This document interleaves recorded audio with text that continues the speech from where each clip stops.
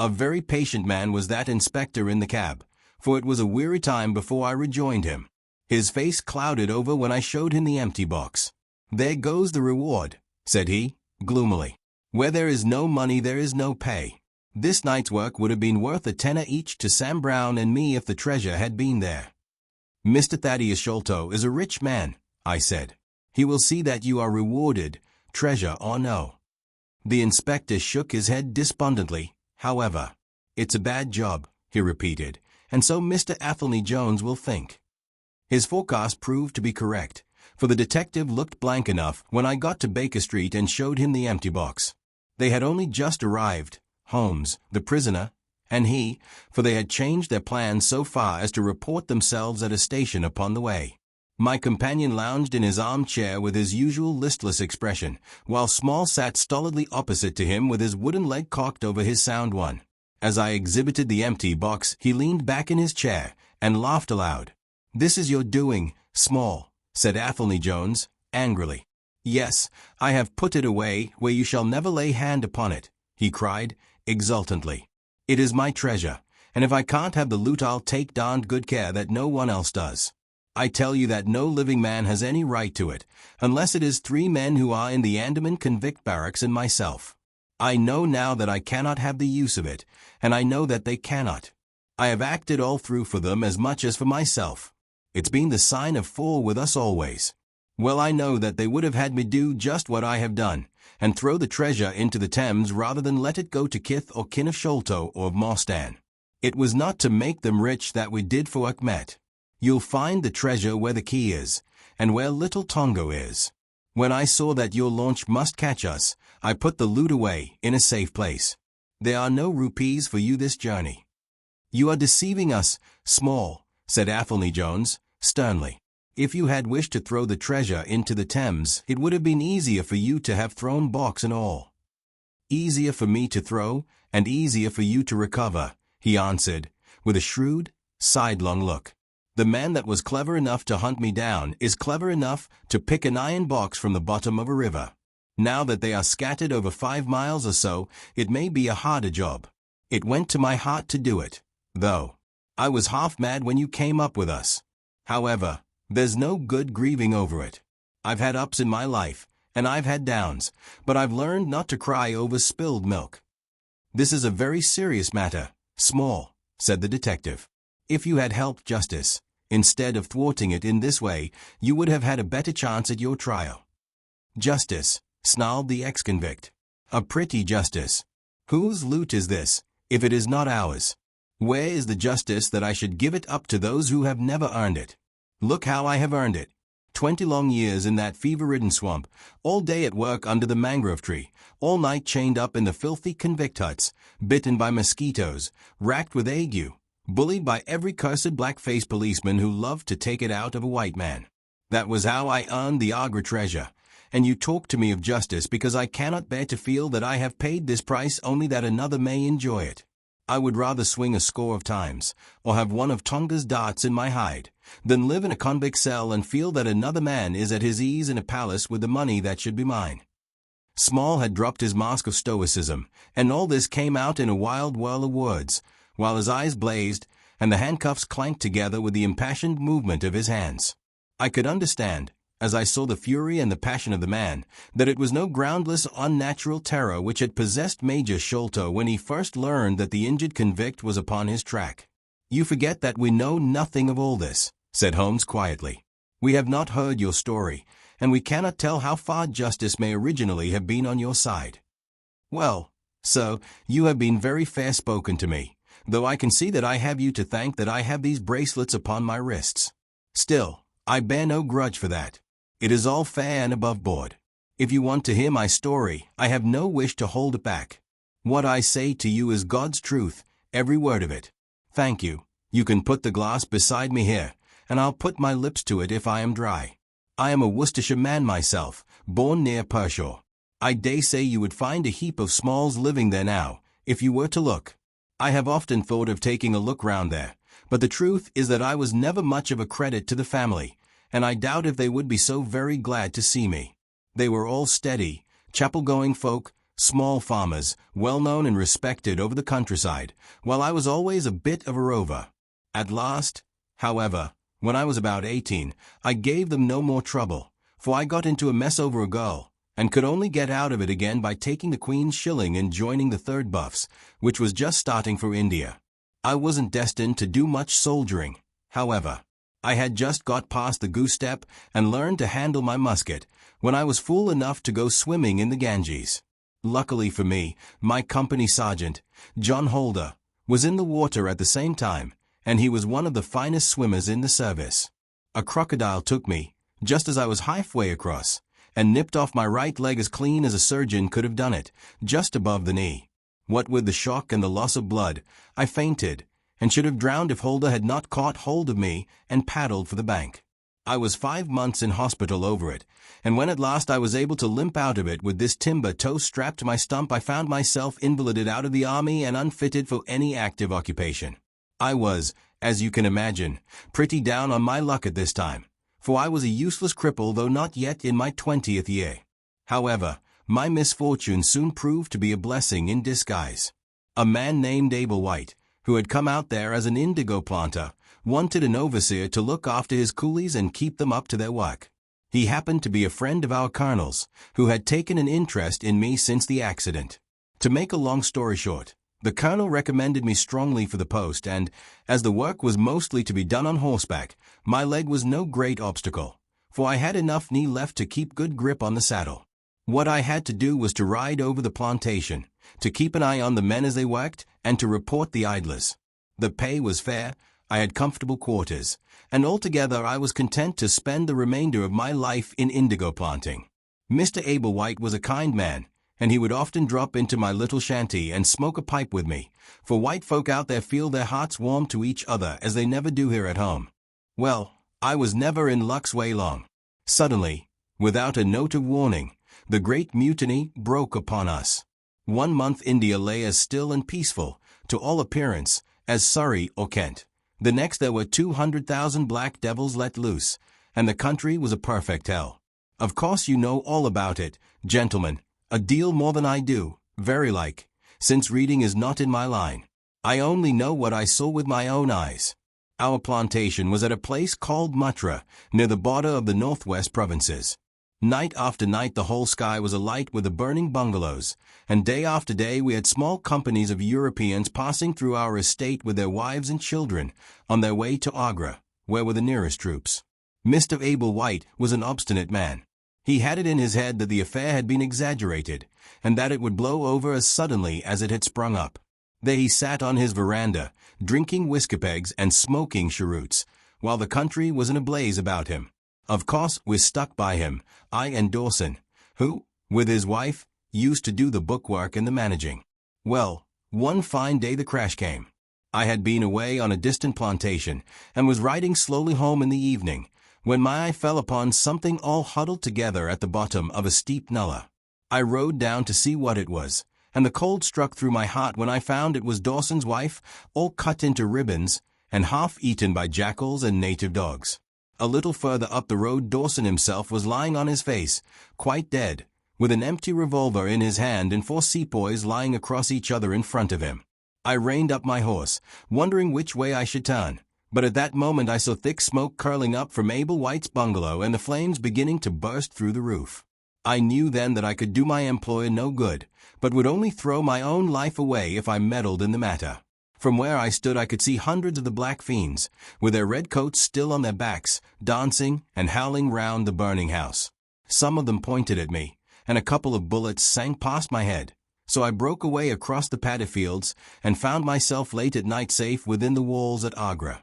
As it proved, however, there was no great safety there, either. The whole country was up like a swarm of bees. Wherever the English could collect in little bands, they held just the ground that their guns commanded. Everywhere else they were helpless fugitives. It was a fight of the millions against the hundreds, and the cruelest part of it was that these men that we fought against, foot, horse, and gunners, were our own picked troops, whom we had taught and trained, handling our own weapons, and blowing our own bugle calls. At Agra there were the 3rd Bengal Fusiliers, some Sikhs, 2 troops of horse, and a battery of artillery. A volunteer corps of clerks and merchants had been formed, and this I joined, wooden leg and all. We went out to meet the rebels at Shahgunj early in July, and we beat them back for a time, but our powder gave out, and we had to fall back upon the city. Nothing but the worst news came to us from every side, which is not to be wondered at, for if you look at the map you will see that we were right in the heart of it. Lucknow is rather better than 100 miles to the east, and Cawnpore about as far to the south. From every point on the compass, there was nothing but torture and murder and outrage. The city of Agra is a great place, swarming with fanatics and fierce devil worshippers of all sorts. Our handful of men were lost among the narrow, winding streets. Our leader moved across the river, therefore, and took up his position in the old fort at Agra.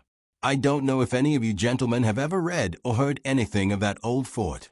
It is a very queer place, the queerest that ever I was in, and I have been in some rum corners, too. First of all, it is enormous in size. I should think that the enclosure must be acres and acres. There is a mudden pot, which took all our garrison, women, children, stores, and everything else, with plenty of room over. But the mudden pot is nothing like the size of the old quarter, where nobody goes, and which is given over to the scorpions and the centipedes. It is all full of great deserted halls, and winding passages, and long corridors twisting in and out, so that it is easy enough for folk to get lost in it. For this reason it was seldom that anyone went into it, though now and again a party with torches might go exploring. The river washes along the front of the old fort, and so protects it, but on the sides and behind there are many doors, and these had to be guarded, of course, in the old quarter, as well as in that which was actually held by our troops. We were short-handed, with hardly men enough to man the angles of the building and to serve the guns. It was impossible for us, therefore, to station a strong guard at every one of the innumerable gates. What we did was to organize a central guardhouse in the middle of the fort, and to leave each gate under the charge of one white man and 2 or 3 natives. I was selected to take charge during certain hours of the night of a small isolated door upon the southwest side of the building. 2 Sikh troopers were placed under my command, and I was instructed if anything went wrong to fire my musket, when I might rely upon help coming at once from the central guard. As the guard was a good 200 paces away, however, and as the space between was cut up into a labyrinth of passages and corridors, I had great doubts as to whether they could arrive in time to be of any use in case of an actual attack. Well, I was pretty proud at having this small command given me, since I was a raw recruit, and a game-legged one at that. For 2 nights I kept the watch with my Punjabis. They were tall, fierce-looking chaps, Mahomet Singh and Abdullah Khan by name, both old fighting men who had borne arms against us at Chilianwala. They could talk English pretty well, but I could get little out of them. They preferred to stand together and jabber all night in their queer Sikh lingo. For myself, I used to stand outside the gateway, looking down on the broad, winding river and on the twinkling lights of the great city. The beating of drums, the rattle of tom-toms, and the yells and howls of the rebels, drunk with opium and with bang, were enough to remind us all night of our dangerous neighbors across the stream. Every 2 hours the officer of the night used to come round to all the posts, to make sure that all was well. The 3rd night of my watch was dark and dirty, with a small, driving rain. It was dreary work standing in the gateway hour after hour in such weather. I tried again and again to make my Sikhs talk, but without much success. At 2 in the morning the rounds passed, and broke for a moment the weariness of the night.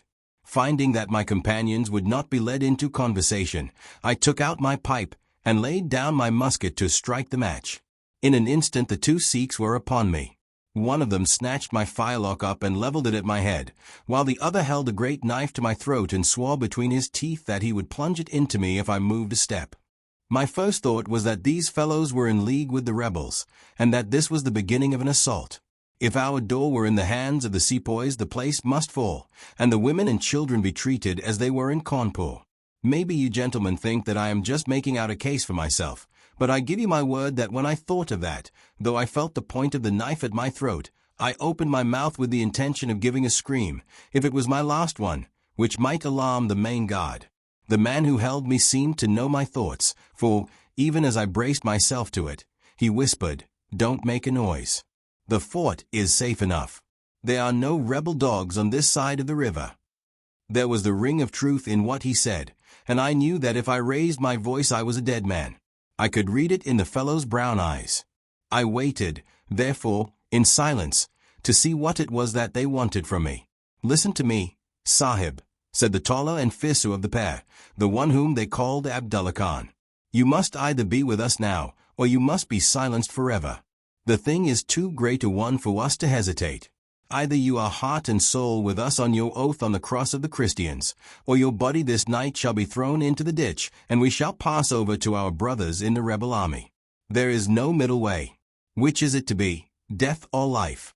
We can only give you 3 minutes to decide, for the time is passing, and all must be done before the rounds come again."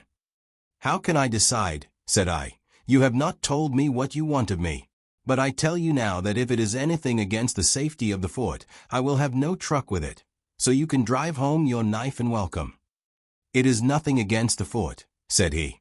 "We only ask you to do that which your countrymen come to this land for. We ask you to be rich. If you will be one of us this night, we will swear to you upon the naked knife, and by the threefold oath which no Sikh was ever known to break, that you shall have your fair share of the loot. A quarter of the treasure shall be yours. We can say no fairer." "But what is the treasure, then?" I asked. "I am as ready to be rich as you can be, if you will but show me how it can be done." "You will swear, then," said he, "by the bones of your father, by the honor of your mother, by the cross of your faith, to raise no hand and speak no word against us, either now or afterwards." "I will swear it," I answered, "provided that the fort is not endangered." "Then my comrade and I will swear that you shall have a quarter of the treasure, which shall be equally divided among the 4 of us." "There are but 3, said I. "No, Dust Akbar must have his share. We can tell the tale to you while we await them. Do you stand at the gate, Mahomet Singh, and give notice of their coming.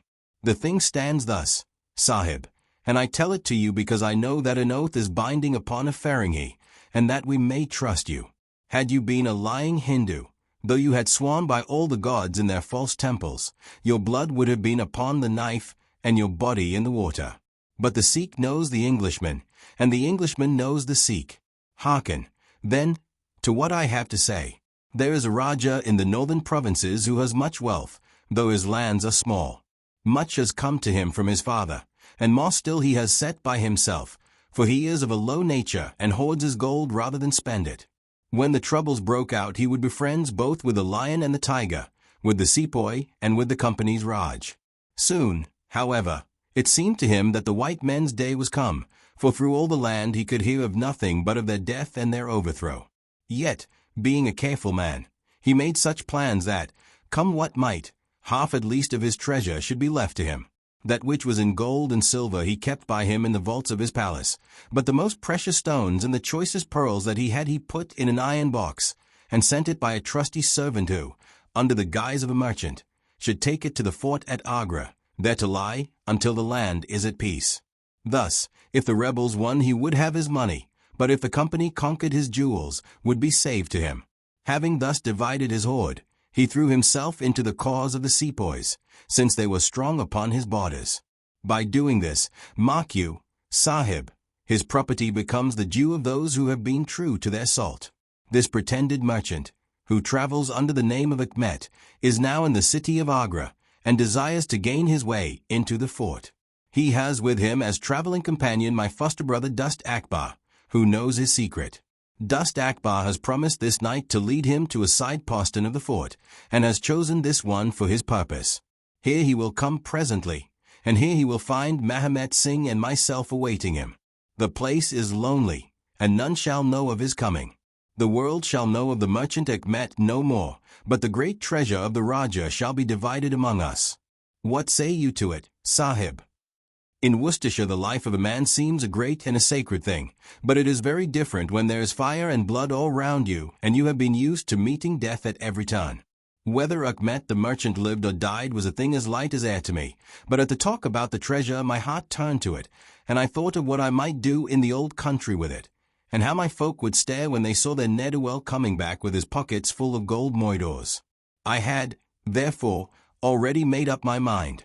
Abdullah Khan, however, thinking that I hesitated, pressed the matter more closely. Consider, Sahib, said he, "that if this man is taken by the commandant he will be hung or shot, and his jewels taken by the government, so that no man will be a rupee the better for them. Now, since we do the taking of him, why should we not do the rest as well? The jewels will be as well with us as in the company's coffers. There will be enough to make every one of us rich men and great chiefs. No one can know about the matter, for here we are cut off from all men. What could be better for the purpose? Say again, then, Sahib, whether you are with us, or if we must look upon you as an enemy." "I am with you heart and soul," said I. "It is well," he answered, handing me back my firelock. "You see that we trust you, for your word, like ours, is not to be broken. We have now only to wait for my brother and the merchant." "Does your brother know, then, of what you will do?" I asked. "The plan is his. He has devised it. We will go to the gate and share the watch with Mahomet Singh." The rain was still falling steadily, for it was just the beginning of the wet season. Brown, heavy clouds were drifting across the sky, and it was hard to see more than a stone cast. A deep moat lay in front of our door, but the water was in places nearly dried up, and it could easily be crossed. It was strange to me to be standing there with those two wild Punjabis waiting for the man who was coming to his death. Suddenly my eye caught the glint of a shaded lantern at the other side of the moat. It vanished among the mound heaps, and then appeared again coming slowly in our direction. "Here they are," I exclaimed. "You will challenge him, Sahib, as usual," whispered Abdullah. "Give him no cause for fear. Send us in with him, and we shall do the rest while you stay here on guard. Have the lantern ready to uncover, that we may be sure that it is indeed the man." The light had flickered onwards, now stopping and now advancing, until I could see two dark figures upon the other side of the moat. I let them scramble down the sloping bank, splash through the mire, and climb halfway up to the gate, before I challenged them. "Who goes there?" said I, in a subdued voice. "Friends," came the answer. I uncovered my lantern and threw a flood of light upon them. The first was an enormous Sikh, with a black beard which swept nearly down to his cummerbund. Outside of a show I have never seen so tall a man.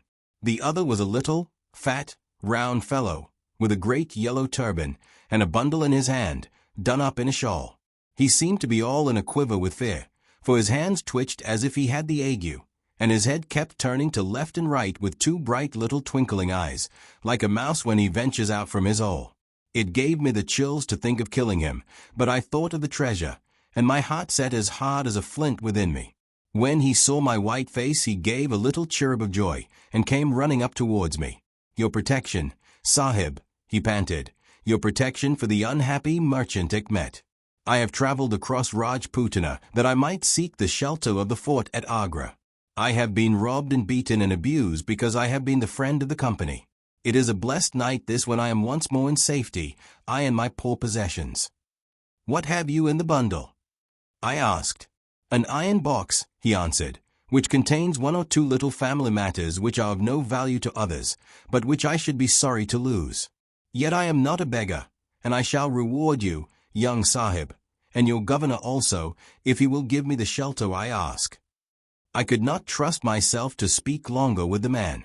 The more I looked at his fat, frightened face, the harder did it seem that we should slay him in cold blood. It was best to get it over. "Take him to the main guard," said I. The two Sikhs closed in upon him on each side, and the giant walked behind, while they marched in through the dark gateway. Never was a man so compassed round with death. I remained at the gateway with the lantern. I could hear the measured tramp of their footsteps sounding through the lonely corridors. Suddenly it ceased, and I heard voices, and a scuffle, with the sound of blows. A moment later there came, to my horror, a rush of footsteps coming in my direction, with the loud breathing of a running man. I turned my lantern down the long, straight passage, and there was a fat man, running like the wind, with a smear of blood across his face, and close at his heels, bounding like a tiger, the great black-bearded Sikh, with a knife flashing in his hand. I have never seen a man run so fast as that little merchant. He was gaining on the Sikh, and I could see that if he once passed me and got to the open air, he would save himself yet. My heart softened to him, but again the thought of his treasure turned me hard and bitter. I cast my firelock between his legs as he raced past, and he rolled twice over like a shot rabbit. Ere he could stagger to his feet, the Sikh was upon him, and buried his knife twice in his side. The man never uttered moan nor moved muscle, but lay where he had fallen. I think myself that he may have broken his neck with the fall. You see, gentlemen, that I am keeping my promise. I am telling you every work of the business just exactly as it happened, whether it is in my favor or not." He stopped and held out his manacled hands for the whiskey and water which Holmes had brewed for him.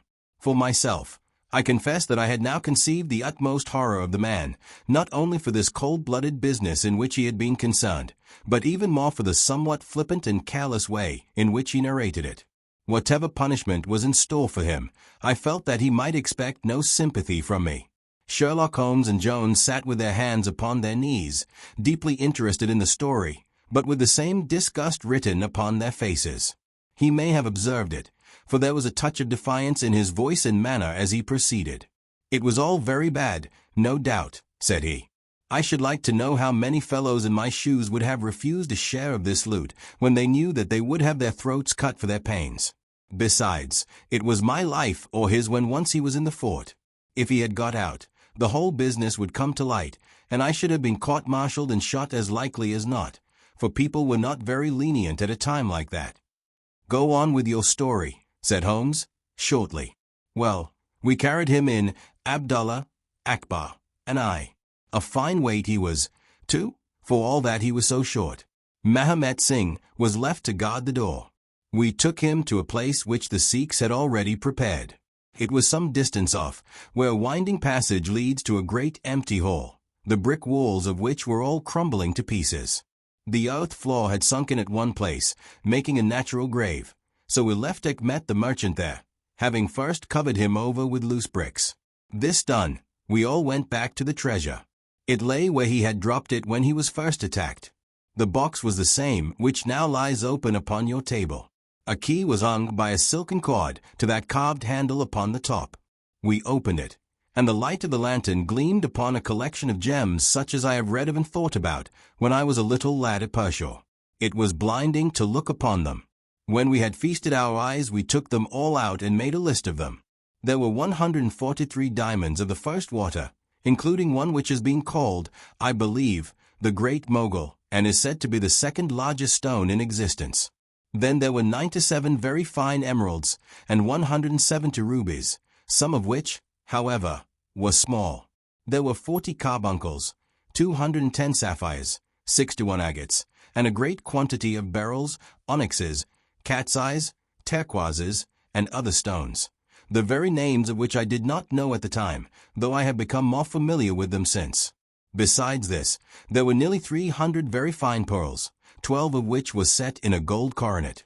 By the way, these last had been taken out of the chest and were not there when I recovered it. After we had counted our treasures, we put them back into the chest and carried them to the gateway to show them to Mahomet Singh.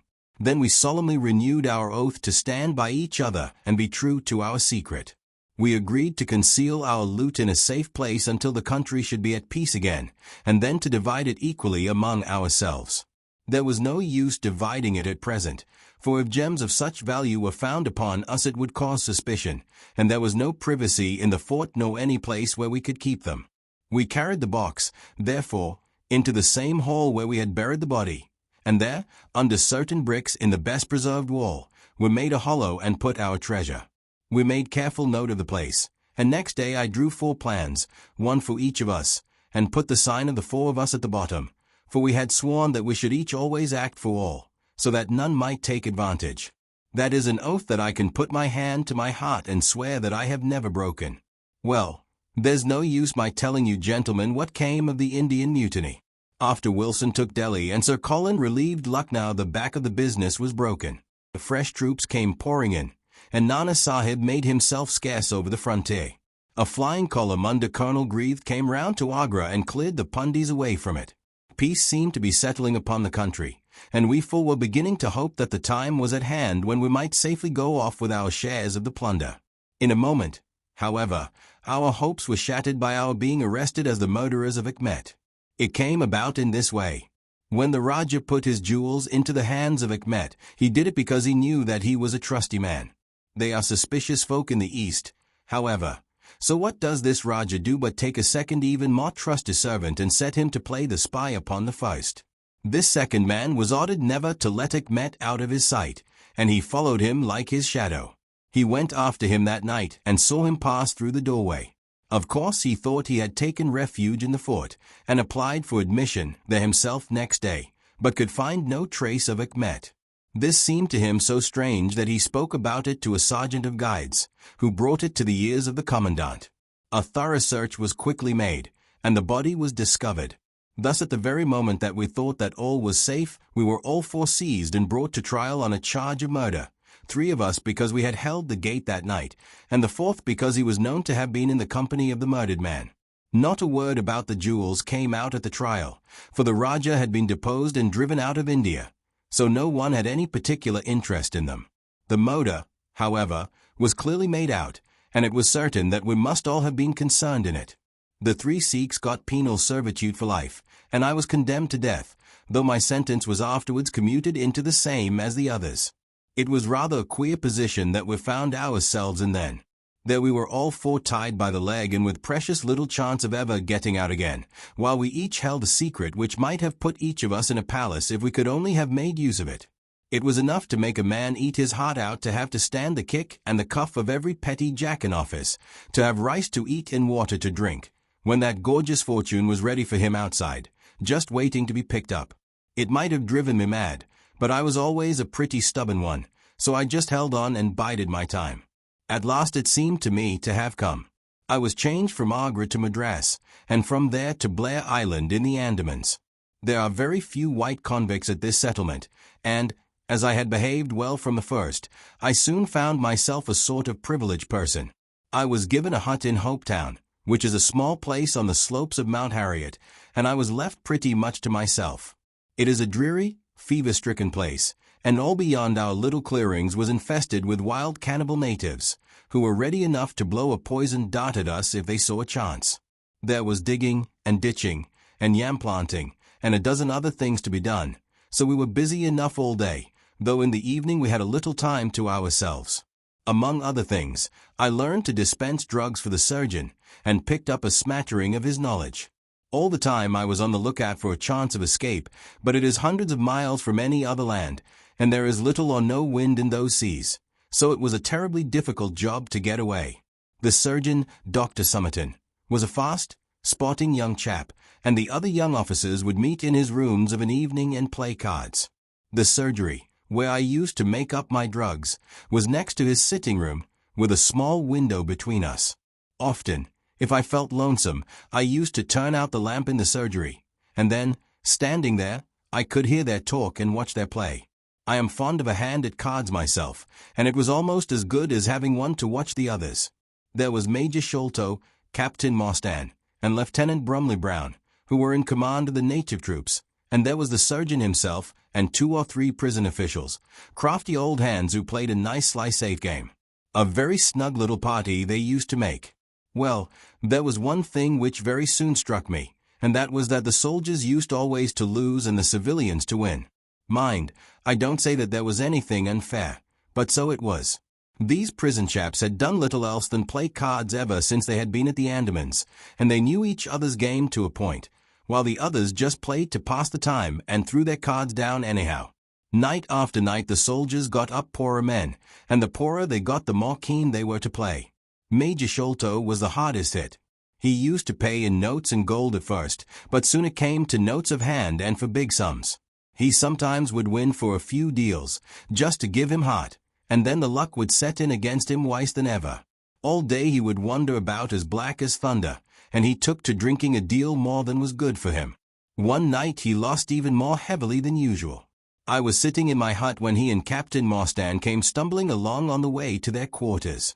They were bosom friends, those 2, and never far apart. The Major was raving about his losses. "It's all up, Mostan," he was saying, as they passed my hut. "I shall have to send in my papers. I am a ruined man." "Nonsense, old chap," said the other, slapping him upon the shoulder. "I've had a nasty face of myself, but that was all I could hear, but it was enough to set me thinking." A couple of days later Major Sholto was strolling on the beach, so I took the chance of speaking to him. I wish to have your advice, Major, said I. Well, Small, what is it? He asked, taking his cheroot from his lips. I wanted to ask you, sir, said I, who is the proper person to whom hidden treasure should be handed over? I know where $500,000 worth lies, and, as I cannot use it myself, I thought perhaps the best thing that I could do would be to hand it over to the proper authorities, and then perhaps they would get my sentence shortened for me. $500,000, Small, he gasped, looking hard at me to see if I was in earnest. Quite that, sir, in jewels and pearls. It lies there ready for anyone. And the queer thing about it is that the real owner is outlawed and cannot hold property, so that it belongs to the first comer. To government, Small, he stammered, to government. But he said it in a halting fashion, and I knew in my heart that I had got him. You think, then, sir, that I should give the information to the Governor-General, said I, quietly. Well, you must not do anything rash, or that you might repent. Let me hear all about it. Small, give me the facts. I told him the whole story, with small changes, so that he could not identify the places. When I had finished, he stood stock still and full of thought. I could see by the twitch of his lip that there was a struggle going on within him. This is a very important matter, Small, he said, at last. You must not say a word to anyone about it, and I shall see you again soon. 2 nights later he and his friend Captain Morstan came to my hut in the dead of the night with a lantern. I want you just to let Captain Morstan hear that story from your own lips, Small, said he. I repeated it as I had told it before. It rings true, eh? Said he. It's good enough to act upon. Captain Morstan nodded. Look here, Small, said the Major. We have been talking it over, my friend here and I, and we have come to the conclusion that this secret of yours is hardly a government matter, after all, but is a private concern of your own, which of course you have the power of disposing of as you think best. Now, the question is, what price would you ask for it? We might be inclined to take it up, and at least look into it, if we could agree as to terms. He tried to speak in a cool, careless way, but his eyes were shining with excitement and greed. Why, as to that, gentlemen, I answered, trying also to be cool, but feeling as excited as he did, there's only one bargain which a man in my position can make. I shall want you to help me to my freedom, and to help my 3 companions to theirs. We shall then take you into partnership, and give you a 5th share to divide between you. Said he. A 5th share. That is not very tempting. It would come to 50,000 apiece, said I. But how can we gain your freedom? You know very well that you ask an impossibility. Nothing of the sort, I answered. I have thought it all out to the last detail. The only bar to our escape is that we can get no boat fit for the voyage, and no provisions to last us for so long a time. There are plenty of little yachts and yawls at Calcutta or Madras which would serve our turn well. Do you bring one over? We shall engage to get aboard her by night, and if you will drop us on any part of the Indian coast you will have done your part of the bargain. If there were only one, he said. None or all, I answered. We have sworn it. The 4 of us must always act together. You see, Morstan, said he, Small is a man of his word. He does not flinch from his friend. I think we may very well trust him. It's a doughty business, the other answered. Yet, as you say, the money would save our commissions handsomely. Well, Small, said the Major, we must, I suppose, try and meet you. We must first, of course, test the truth of your story. Tell me where the box is hid, and I shall get leave of absence and go back to India in the monthly relief boat to inquire into the affair. Not so fast, said I, growing colder as he got hot. I must have the consent of my 3 comrades. I tell you that it is full or none with us. Nonsense, he broke in. What have 3 black fellows to do with our agreement? Black or blue, said I, they are in with me, and we all go together. Well, the matter ended by a second meeting, at which Mahomet Singh, Abdullah Khan, and Dust Akbar were all present. We talked the matter over again, and at last we came to an arrangement. We were to provide both the officers with charts of the part of the Agra fort, and mark the place in the wall where the treasure was hid. Major Sholto was to go to India to test our story. If he found the box he was to leave it there, to send out a small yacht provision for a voyage, which was to lie off Rutland Island, and to which we were to make our way, and finally to return to his duties. Captain Mostan was then to apply for leave of absence, to meet us at Agra, and there we were to have a final division of the treasure, he taking the major's share, as well as his own. All this we sealed by the most solemn oaths that the mind could think or the lips utter. I sat up all night with paper and ink, and by the morning I had the 2 charts all ready, signed with the sign of 4, that is, of Abdullah, Akbar, Mahomet, and myself. Well, gentlemen, I weary you with my long story, and I know that my friend Mr. Jones is impatient to get me safely stowed in Chokey. I'll make it as short as I can. The villain Sholto went off to India, but he never came back again. Captain Mostan showed me his name among a list of passengers in one of the mail boats very shortly afterwards. His uncle had died, leaving him a fortune, and he had left the army, yet he could stoop to treat 5 men as he had treated us. Mostan went over to Agra shortly afterwards, and found, as we expected, that the treasure was indeed gone. The scoundrel had stolen it all, without carrying out one of the conditions on which we had sold him the secret. From that day, I lived only for vengeance. I thought of it by day, and I nursed it by night. It became an overpowering, absorbing passion with me. I cared nothing for the law, nothing for the gallows. To escape, to track down Sholto, to have my hand upon his throat, that was my one thought. Even the Agra treasure had come to be a smaller thing in my mind than the slaying of Sholto. Well, I have set my mind on many things in this life, and never one which I did not carry out. But it was weary years before my time came. I have told you that I had picked up something of medicine. One day when Dr. Somerton was down with a fever, a little Andaman Islander was picked up by a convict gang in the woods.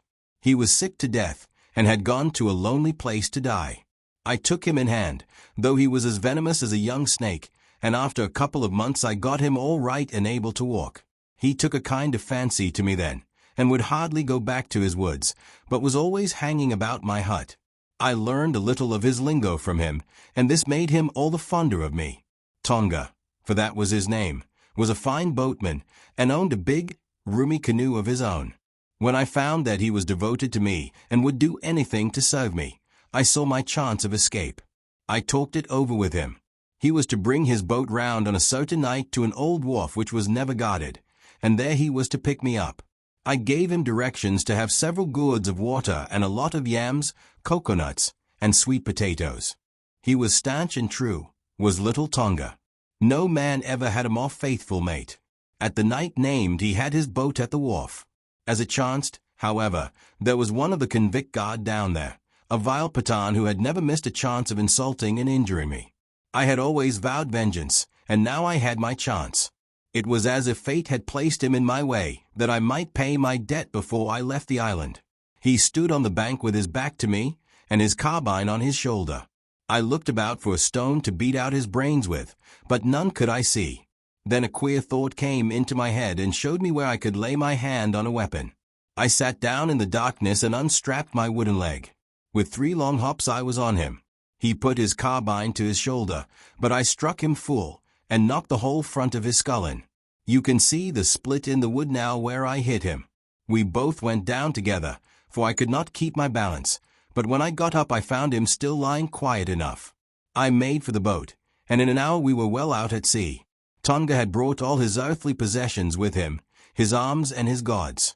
Among other things, he had a long bamboo spear and some Andaman coconut matting, with which I made a sort of sail. For 10 days we were beating about, trusting to luck, and on the 11th we were picked up by a trader which was going from Singapore to Jeddah with a cargo of Malay pilgrims. They were a rum crowd, and Tonga and I soon managed to settle down among them. They had one very good quality. They let you alone and asked no questions.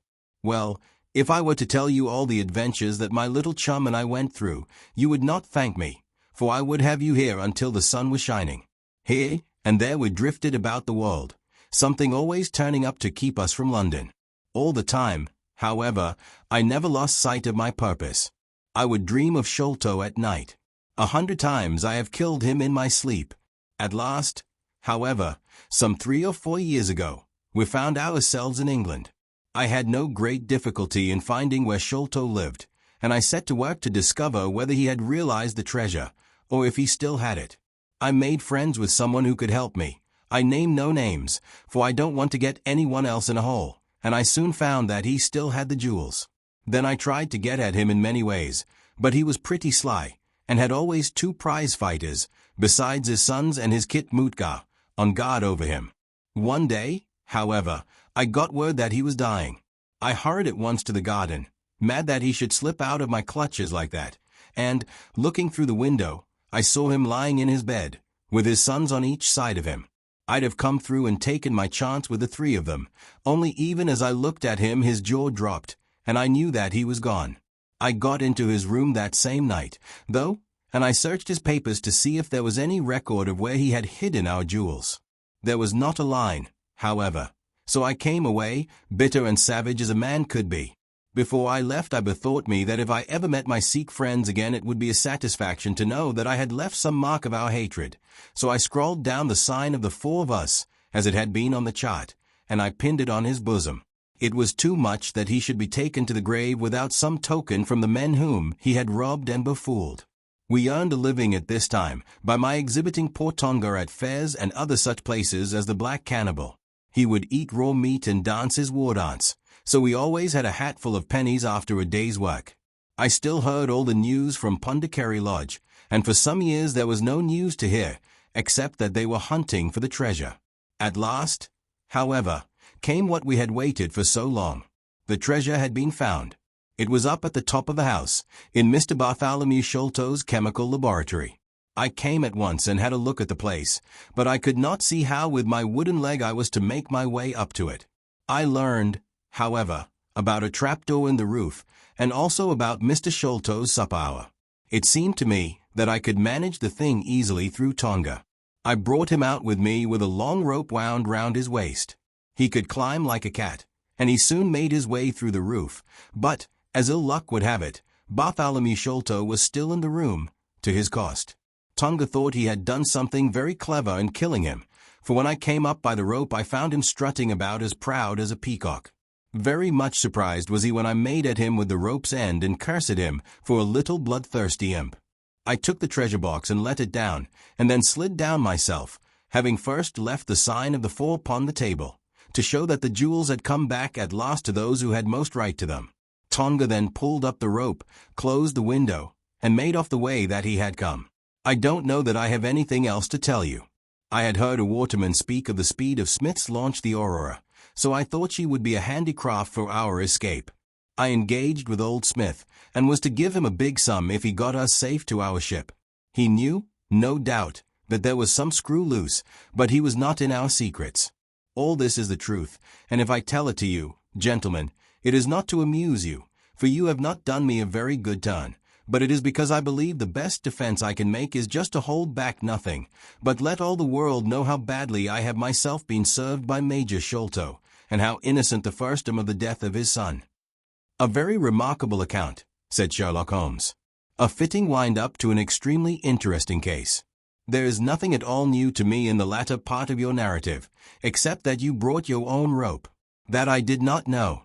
By the way, I had hoped that Tonga had lost all his darts, yet he managed to shoot one at us in the boat. He had lost them all, sir, except the one which was in his blowpipe at the time. Ah, of course, said Holmes. I had not thought of that. Is there any other point which you would like to ask about? Asked the convict, affably. I think not, thank you, my companion answered. Well, Holmes, said Athelney Jones, you are a man to be humoured, and we all know that you are a connoisseur of crime, but duty is duty, and I have gone rather far in doing what you and your friend asked me. I shall feel more at ease when we have our storyteller here safe under lock and key. The cab still waits, and there are 2 inspectors downstairs. I am much obliged to you both for your assistance. Of course you will be wanted at the trial. Good night to you. Good night, gentlemen both, said Jonathan Small. You first, Small, remarked the wary Jones as they left the room. I'll take particular care that you don't club me with your wooden leg, whatever you may have done to the gentleman at the Andaman Isles. Well, and there is the end of our little drama, I remarked, after we had sat some time smoking in silence. I fear that it may be the last investigation in which I shall have the chance of studying your methods. Miss Morstan has done me the honor to accept me as a husband in prospective." He gave a most dismal groan. "I feared as much," said he. "I really cannot congratulate you." I was a little hurt. "Have you any reason to be dissatisfied with my choice?" I asked. "Not at all.